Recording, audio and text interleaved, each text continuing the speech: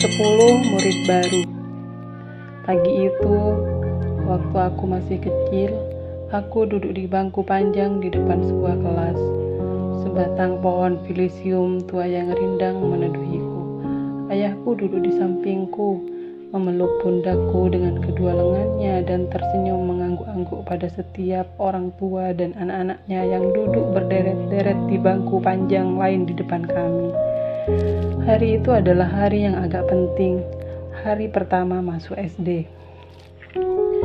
Di ujung bangku-bangku panjang tadi ada sebuah pintu terbuka. Kosen pintu itu miring karena seluruh bangunan sekolah sudah doyong, seolah akan roboh. Di mulut pintu berdiri 2 orang guru, seperti para penyambut tamu dalam perhelatan. Mereka adalah seorang bapak tua berwajah sabar, Bapak Harfan Effendi Nur, sang kepala sekolah, dan seorang wanita muda berjilbab, Ibu Muslimah Hafsari atau Bu Mus. Seperti ayahku, mereka berdua juga tersenyum. Namun, senyum Bu Mus adalah senyum getir yang dipaksakan. Karena tampak jelas beliau sedang cemas, wajahnya tegang, dan gerak-geriknya gelisah. Ia berulang kali menghitung jumlah anak-anak yang duduk di bangku panjang. Ia demikian khawatir sehingga tak peduli pada peluh yang mengalir masuk ke pelupuk matanya. Titik-titik keringat yang bertimbulan di seputar hidungnya menghapus bedak tepung beras yang dikenakannya, membuat wajahnya coreng-moreng seperti pemeran emban bagi permaisuri dalam Tulmoluk, sandiwara kuno kampung kami. 9 orang, baru 9 orang pemanda guru, masih kurang 1, katanya gusar pada bapak kepala sekolah. Pak Harfan menatapnya kosong. Aku juga merasa cemas. Aku cemas karena melihat Bu Mus yang resah dan karena beban perasaan ayahku menjalar ke sekujur tubuhku. Meskipun beliau begitu ramah pagi ini, tapi lengan kasarnya yang melingkari leherku mengalirkan degup jantung yang cepat. Aku tahu beliau sedang gugup dan aku maklum bahwa tak mudah bagi seorang pria berusia 40 tahun, seorang buruh tambang yang beranak banyak dan bergaji kecil, untuk menyerahkan anak laki-lakinya ke sekolah. Lebih mudah menyerahkannya pada tauke pasar pagi untuk jadi tukang parut, atau pada juragan pantai untuk menjadi kuli kopra agar dapat membantu ekonomi keluarga. Menyekolahkan anak berarti mengingatkan diri pada biaya selama belasan tahun, dan hal itu bukan perkara gampang bagi keluarga kami. Kasihan ayahku, maka aku tak sampai hati memandang wajahnya. Barangkali sebaiknya aku pulang saja, melupakan keinginan sekolah dan mengikuti jejak beberapa abang dan sepupu-sepupuku menjadi kuli. Tapi agaknya bukan hanya ayahku yang gentar. Setiap wajah orang tua di depanku mengesankan bahwa mereka tidak sedang duduk di bangku panjang itu, karena pikiran mereka, seperti pikiran ayahku, melayang-layang ke pasar atau ke keramba di tepian laut, membayangkan anak lelakinya lebih baik menjadi pesuruh di sana. Para orang tua ini sama sekali tak yakin bahwa pendidikan anaknya yang hanya mampu mereka biayai paling tinggi sampai SMP akan dapat mempercerah masa depan keluarga. Pagi ini mereka terpaksa berada di sekolah ini untuk menghindarkan diri dari celaan aparat desa karena tak menyekolahkan anak, atau sebagai orang yang terjebak tuntutan zaman baru, tuntutan memerdekakan anak dari buta huruf. Aku mengenal para orang tua dan anak-anaknya yang duduk di depanku, kecuali seorang anak lelaki kecil kotor, berambut keriting merah yang meronta-ronta dari pegangan ayahnya. Ayahnya itu tak beralas kaki dan bercelana kain belaju. Aku tak mengenal anak beranak itu. Selebihnya adalah teman baikku, Trapani misalnya, yang duduk di pangkuan ibunya, atau Kucai yang duduk di samping ayahnya, atau Syahdan yang tak diantar siapa-siapa. Kami bertetangga dan kami adalah orang-orang Melayu Belitung dari sebuah komunitas yang paling miskin di pulau itu. Adapun sekolah ini, SD Muhammadiyah, juga sekolah kampung yang paling miskin di Belitung. Ada 3 alasan mengapa para orang tua mendaftarkan anaknya di sini. Pertama, karena sekolah Muhammadiyah tidak menetapkan iuran dalam bentuk apapun, para orang tua hanya menyumbang sukarela semampu mereka. Kedua, karena firasat, anak-anak mereka dianggap memiliki karakter yang mudah disesatkan iblis, sehingga sejak usia muda harus mendapat pendalaman Islam yang tangguh. Ketiga, karena anaknya memang tak diterima di sekolah manapun.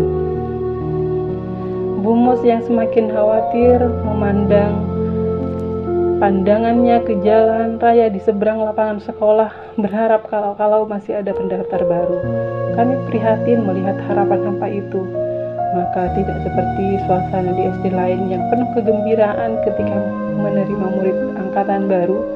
Suasana hari pertama di SD Muhammadiyah penuh dengan kerisauan, dan yang paling risau adalah Bu Mus dan Pak Harfan. Guru-guru yang sederhana ini berada dalam situasi genting karena pengawas sekolah dari Depdikbud Sumsel telah memperingatkan bahwa jika SD Muhammadiyah hanya mendapat murid baru kurang dari 10 orang, maka sekolah paling tua di Belitung ini harus ditutup. Karena itu, sekarang Bu Mus dan Pak Harfan cemas sebab sekolah mereka akan tamat riwayatnya, sedangkan para orang tua cemas karena biaya, dan kami, 9 anak-anak kecil ini yang terperangkap di tengah cemas kalau kami tak jadi sekolah. Tahun lalu SD Muhammadiyah hanya mendapatkan 11 siswa, dan tahun ini Pak Harfan pesimis dapat memenuhi target 10. Maka diam-diam beliau telah mempersiapkan sebuah pidato pembubaran sekolah di depan para orang tua murid karena kesempatan pagi ini. Kenyataan bahwa beliau hanya memerlukan 1 siswa lagi untuk memenuhi target itu menyebabkan pidato ini akan menjadi sesuatu yang menyakitkan hati.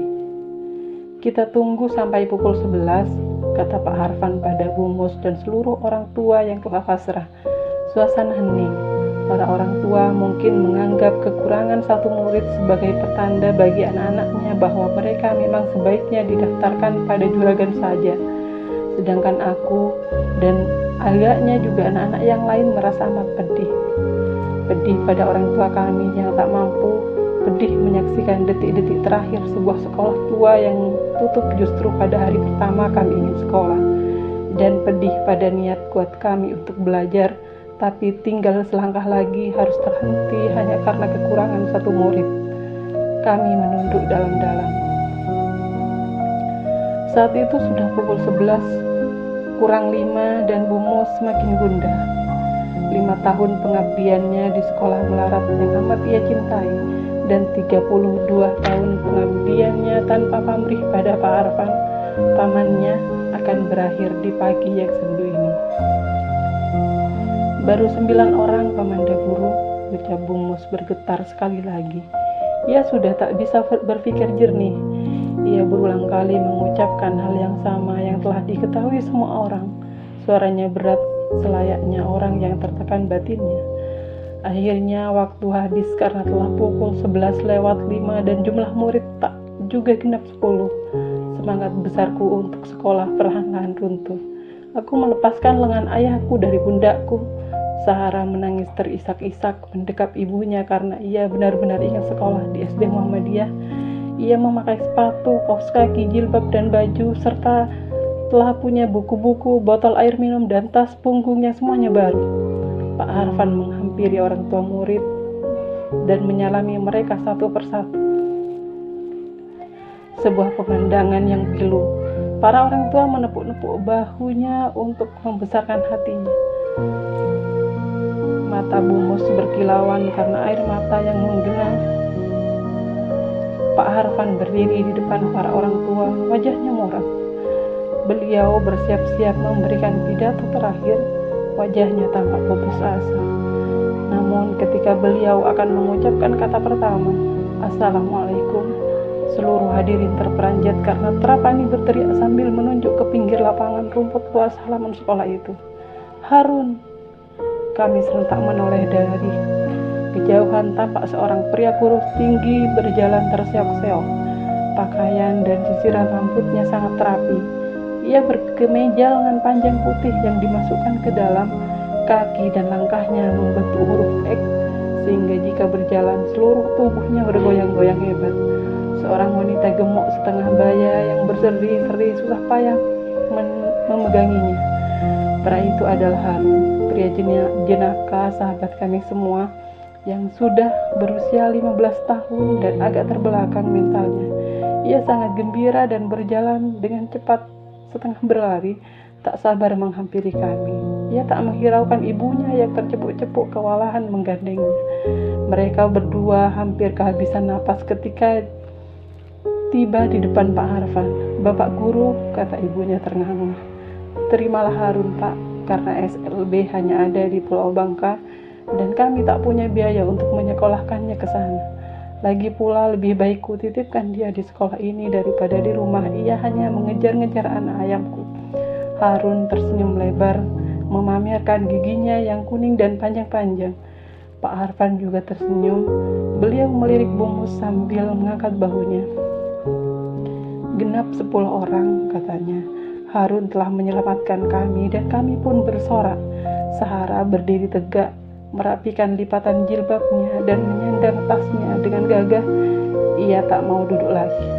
Bumus tersipu, air mata guru muda ini surut, dan ia menyeka keringat di wajahnya yang belepotan karena bercampur dengan bedak